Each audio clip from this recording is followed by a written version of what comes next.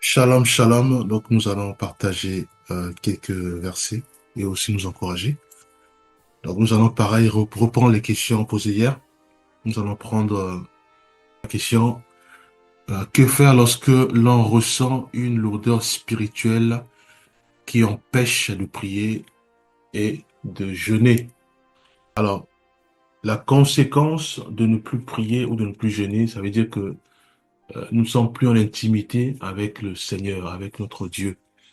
Nous ne sommes plus en intimité à la source. Donc les conséquences, c'est terrible. Ça peut être l'abandon de la foi, donc l'apostasie. Ça peut être les doutes. Ça peut être, voilà, on devient amer, on commence à douter de Dieu. On commence à imaginer des choses. Et on ne pèse plus spirituellement, donc on n'a plus le poids.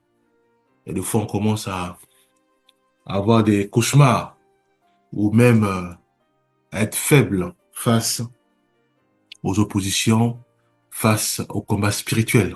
Puisque, souvenons-nous, nous sommes sur terre.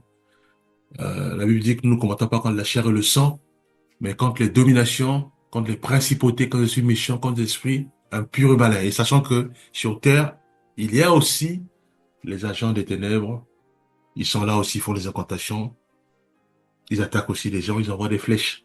Alors si nous ne prions pas et que nous ne jeûnons pas, nous sommes vulnérables. Voyez-vous? Facilement, on peut être malade, puisqu'il y a des maladies où ce sont des sorts envoyés par des gourous, des marabouts, des magiciens, des sorcières qui sont visibles, qui sont sur Terre, qui travaillent aussi. Voyez-vous, ça c'est la conséquence de ne pas prier et de ne pas jeûner. Alors, que faire maintenant lorsque l'on ressent une lourdeur spirituelle qui nous empêche de prier et de jeûner? Alors à ce moment-là, on ne joue plus, simplement, on ne joue plus. Nous devons aussi utiliser des gros moyens. Pour cela, nous allons prendre Matthieu 9, verset 14 à 15. Alors les disciples de Jean vinrent auprès de Jésus et dirent pourquoi nous et les pharisiens jeûnons-nous, tandis que tes disciples ne jeûnent point. Jésus leur répondit, les amis de l'époux peuvent-ils s'affliger pendant que l'époux est avec eux? Les jours viendront où l'époux leur sera enlevé. Et alors, ils jeûneront. Voyez-vous? Bien-aimés, nous savons que Jésus-Christ il est au ciel maintenant. Dieu l'a souverainement élevé. Aujourd'hui, Jésus-Christ, il est assis à la droite du Père. Et qu'est-ce qu'il fait? Il dort pas. Non, il n'est pas au repos. Non. Il prie. Il intercède pour nous auprès du Père. Voyez-vous? Donc, il y a un grand travail au ciel. Un grand travail au ciel que notre Maître est en train d'accomplir. Alors, nous qui sommes sur terre, puisque l'époux nous a été enlevé, nous devons maintenant jeûner, c'est tout. Quand je ressens la fatigue spirituelle, la lourdeur spirituelle, je ne joue pas avec ça. Parce que je veux absolument être toujours en intimité avec le Seigneur. Je veux toujours avoir du poids spirituel. Je ne veux pas que que je tombe malade n'importe comment, non. Ou avoir des cauchemars, non, ça c'est fini. Donc je veux avoir du poids spirituel. Voyez-vous? Et je veux me connecter à la source, qui est Jésus-Christ. Une fois connecté à lui, à ce moment-là, il y a une puissance, une forte lumière inonde ma vie, me transforme, me façonne, pulvérise en moi les doutes, décime en moi les craintes et les soucis, voyez-vous? Donc, je suis obligé de rechercher à me reconnecter au Seigneur. Pour cela, je ne joue plus, je dois utiliser les gros moyens. La Bible dit, les jours viendront où l'époux leur sera enlevé. Et alors ils jeûneront. Voyez-vous? Ici, on nous parle du jeûne. On nous parle du jeûne. Ça concerne qui? Ça concerne tous ceux et celles qui ont fait de Jésus-Christ leur guide, leur époux, leur maître, leur sauveur. Il dit, les jours viendront où l'époux leur sera enlevé. Et alors, ils jeûneront. Nous devons utiliser le grand moyen. Donc, nous devons jeûner. Seigneur, je ne comprends pas, j'ai la lourdeur spirituelle. Je n'arrive plus à prier, je n'arrive pas à jeûner, ce n'est pas normal. Je dois jeûner. Seigneur, fortifie-moi. Seigneur, relève-moi. Seigneur, décime-moi les doutes qui commencent à vouloir émerger en moi, voyez-vous. Donc, je dois jeûner. Et c'est quoi jeûner? C'est de se priver de la nourriture, c'est de se priver de tout ce qui est focus. C'est-à-dire que souvent, nous savons tous que quand nous nous réveillons, nos pensées vont directement au petit déjeuner, voilà, la nourriture est au top. Voilà. C'est ce qu'on appelle le focus. Donc, tant que je ne mange pas, je ne sors pas. Tant que je ne prends pas le petit déjeuner, je ne sors pas. Voilà. Il y a les focus. Donc, tant que je ne brosse pas les dents, je ne prends pas le petit déjeuner. C'est des focus. Donc, ce sont des... Je suis déterminé à accomplir telle tâche. Et tant que la tâche n'est pas accomplie, je ne bouge pas. Voyez-vous, focus. Or, Dieu veut absolument que nous puissions orienter euh, cette focus vers lui seul. C'est pour ça que nous jeûnons. En disant, voilà, j'enlève tout ce qui distrait mon corps. J'enlève tout ce qui, voilà, les mini-foi là, je les enlève pour laisser une seule foi en Jésus-Christ. Donc, rediriger ma foi en Jésus-Christ. C'est pour ça que nous jeûnons. C'est pour ça que parfois, nous nous privons de nourriture, nous nous privons de tout.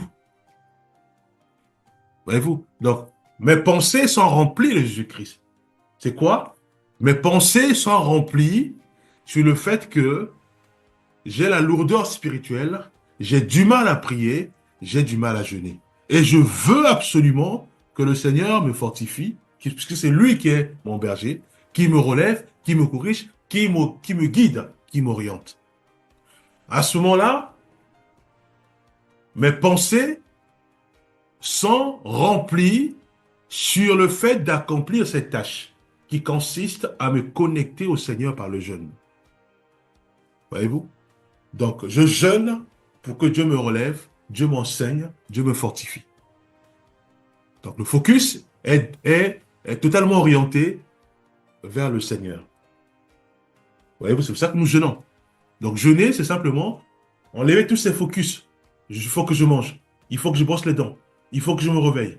Il faut que voilà, je suis la télé. Il faut que je suis l'information. Voilà, les petits focus. Il faut que j'aille au travail. Il faut que, voilà, j'attends mon salaire. C'est les focus. Or, Dieu veut absolument que tout cela soit banni pour laisser place au focus du Seigneur. Je veux prier parce que je veux que Dieu me parle. Voyez-vous? Et je m'assois et j'enlève tout ce qui est focus. Travail, le salaire, la télé, voilà, la nourriture. Ça s'enlève. Ça s'appelle le jeûne. Voyez-vous? Donc, je veux avoir des résultats.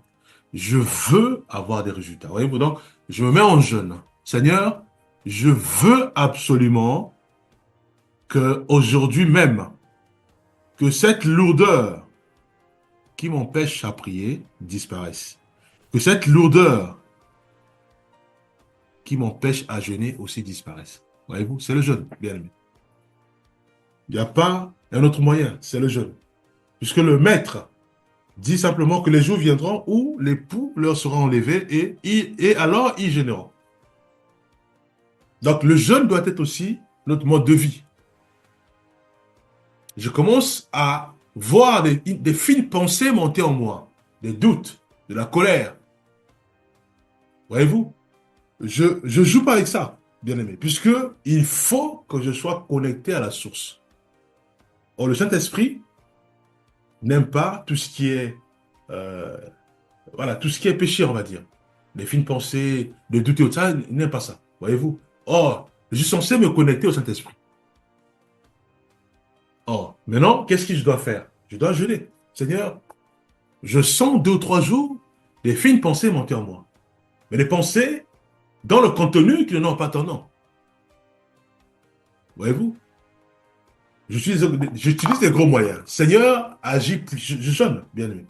Parce que je veux absolument que mes pensées soient totalement remplies de la parole de Dieu, remplies de l'amour, remplies de la joie. Voyez-vous? Donc, je jeûne. Alors, prenons la deuxième question. Comment surmonter le découragement et le manque de motivation dans la prière et le jeûne? Alors, donc ça, de toute façon, le verset Matthieu 9, 14, Matthieu 9, verset 14 à 15 s'applique pleinement. J'ai donné ma vie au Seigneur. J'ai fait de Jésus-Christ mon seul modèle, mon seul maître, voyez-vous, à suivre. Donc, je fais partie de la famille de Jésus-Christ. Donc, je suis dans la bergerie du maître. Je fais partie des troupeaux de Jésus-Christ. Voyez-vous? Donc, c'est une décision radicale. Alors, maintenant, je sens le découragement et cette manque de motivation dans la prière et dans le jeûne. Alors là, c'est grave, puisque il est absolument important qu'il y ait cette intimité permanente entre moi, enfin, entre mon guide, entre mon Seigneur, entre Jésus-Christ et moi. Alors, pourquoi encore ce découragement et pourquoi encore euh, cette manque de motivation? Donc, c'est quelque chose qui est grave. Alors, il faut balayer cela, il faut décimer cela. Pour le faire, pareil, je prends aussi des gros moyens. Parce qu'on ne joue plus, bien aimé. On ne joue plus avec ça. Moi, j'ai pris ma décision de suivre Jésus-Christ. Parce que je sais que dans le monde, c'est le chaos, c'est la mort. Et on a aussi le gros menteur que le gars Satan et ses agents, les gourous, les sorciers et les marabouts. Donc, je ne joue plus à ça. Je ne dis pas que non, voilà, bon, je vais aller à l'église, ça va passer. Je ne dis pas que voilà, bon, si je veux prier, ça va passer. Non, je dois prendre les gros moyens qui consiste à dire que je me prive de la nourriture parce qu'il faut que ce problème soit traité. Voyez-vous? Il faut que ce problème soit traité aujourd'hui. Le problème de découragement, le problème de manque de motivation. Il faut que ça soit traité aujourd'hui. Donc, je prends des gros moyens. Le jeûne, je me mets en jeûne. Seigneur, agis puissamment. Agis. Père, je constate qu'il y a cet esprit de découragement qui me divertit. Agis puissamment. Je veux être bouillant. Voyez-vous? Je veux être bouillant dans la prière et dans le jeûne. Donc, je me mets en jeûne pour ça.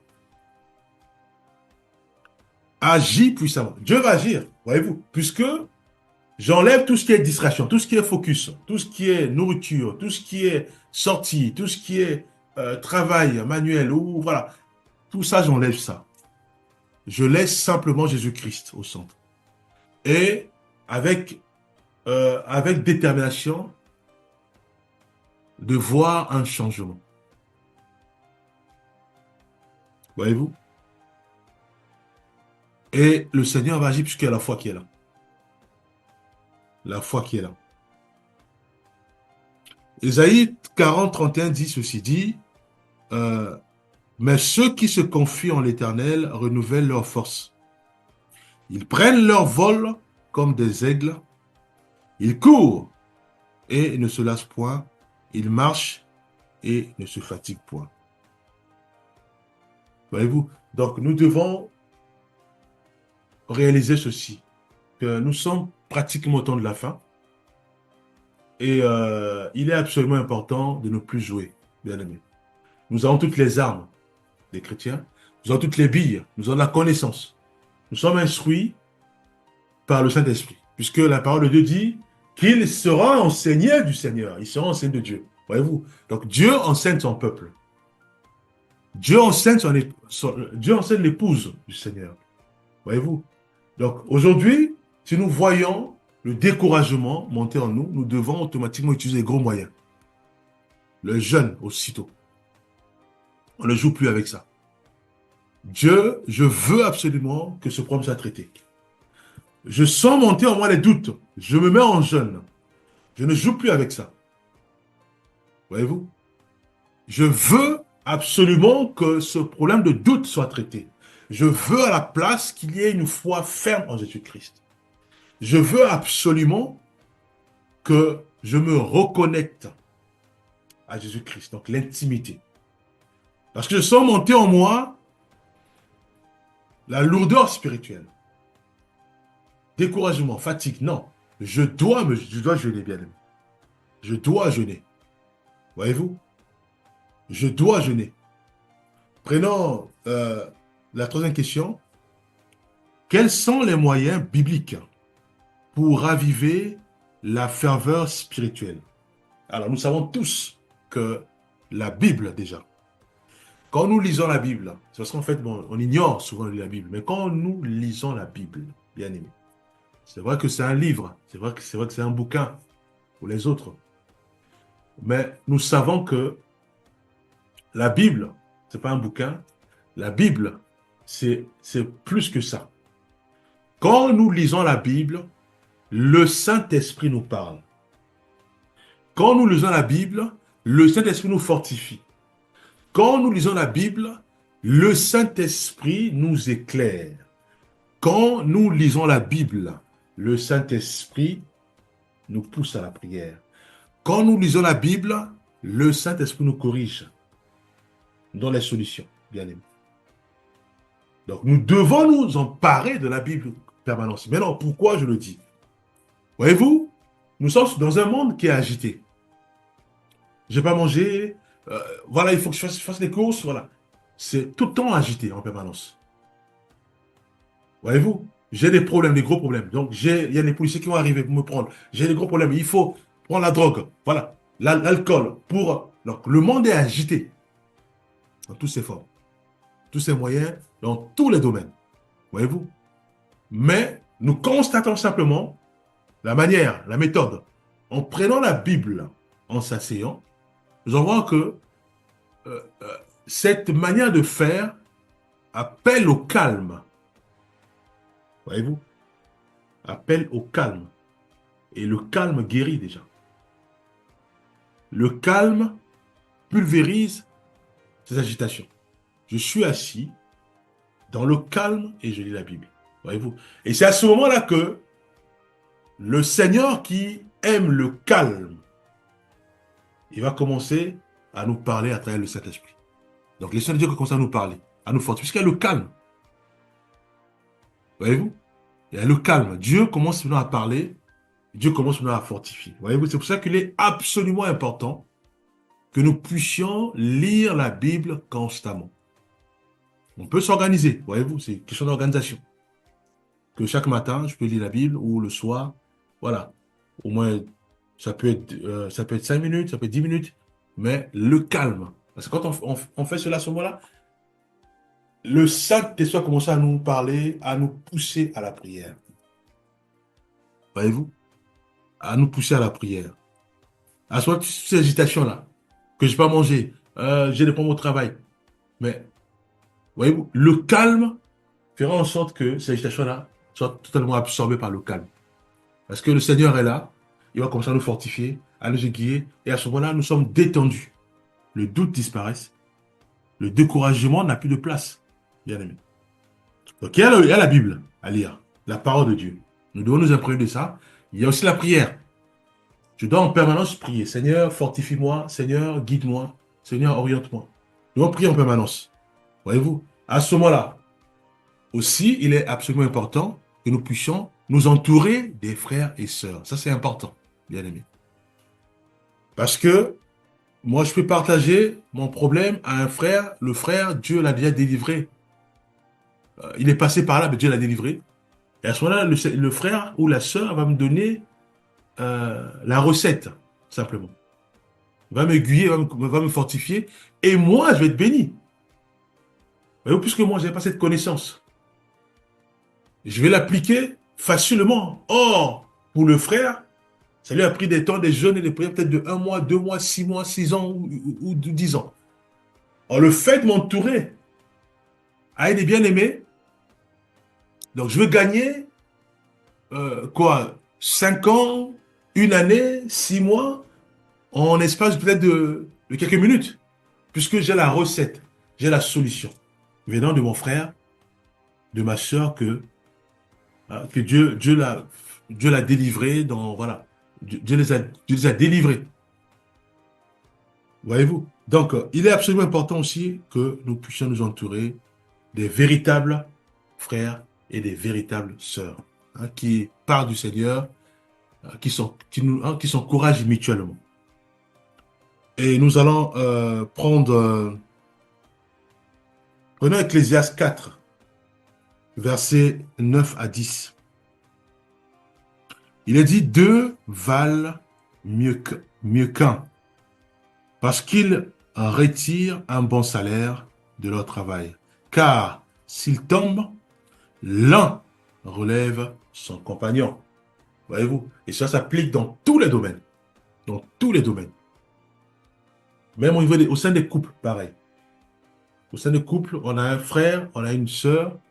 Voyez-vous, si le frère commence à laisser le doute, la sœur va fortifier son mari. Voyez-vous?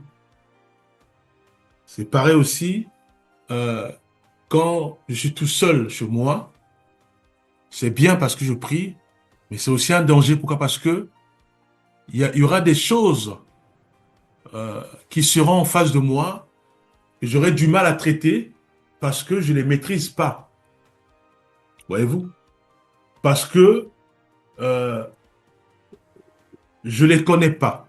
Or, le fait de m'associer à un frère ou à une sœur, je vais voir que peut-être que le frère avait déjà traité ce problème, ou Dieu l'avait aidé à traiter ce problème, ou Dieu l'avait délivré, soit dans l'addiction de l'alcool, dans l'addiction de la cigarette, dans l'addiction à la drogue et autres. Voyez-vous?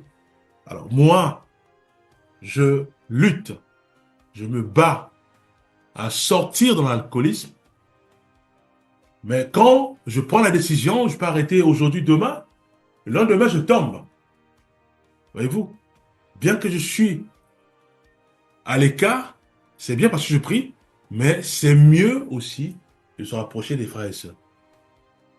À ce moment-là, il y aura un frère, il y aura toujours un frère ou il y aura toujours une sœur qui va nous dire que Dieu m'a délivré dans la prostitution, Dieu m'a délivré dans le tabagisme, Dieu m'a délivré dans l'alcool. Voyez-vous?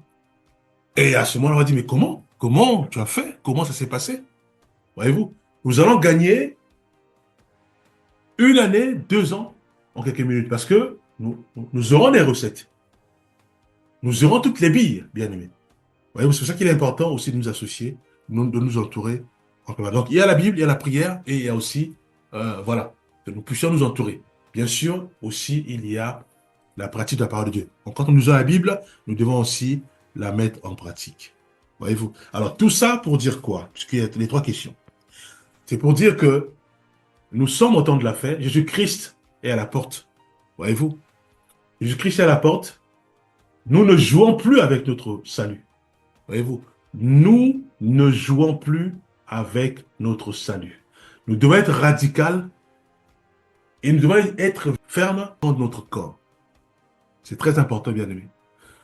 On ne joue plus avec notre corps et il est absolument important de réaliser que si on s'en ressent une fine pensée de la haine, de la colère monter en nous, nous devons reprimer cela. Donc nous devons être radical, ferme, voilà, comme notre corps dans la sainteté.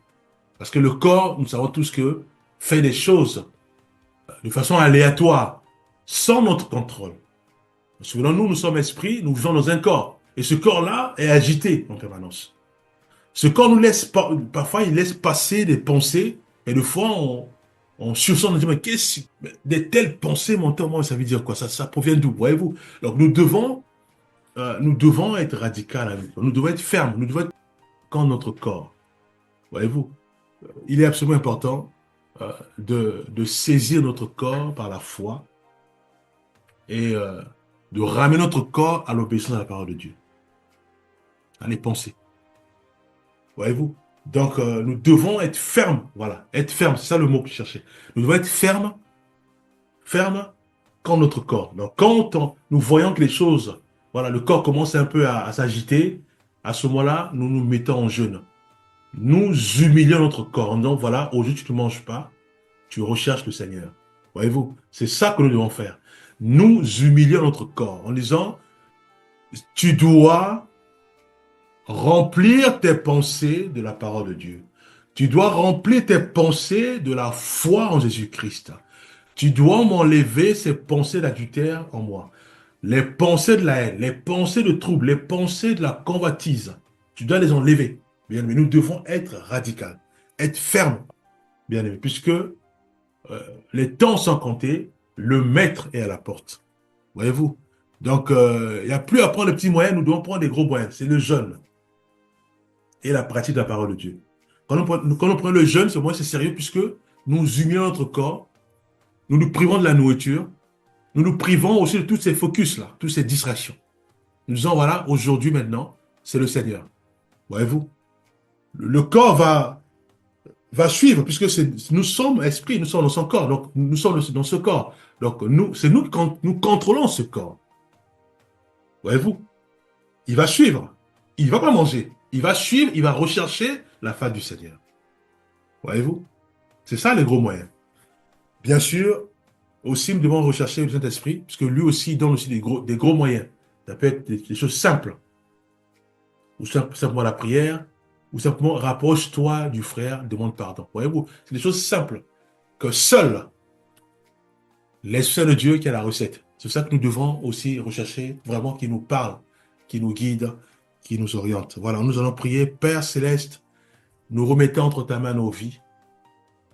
Fais-nous grâce. Fais-nous grâce d'être fermes. Nous ne voulons plus chavirer, Père.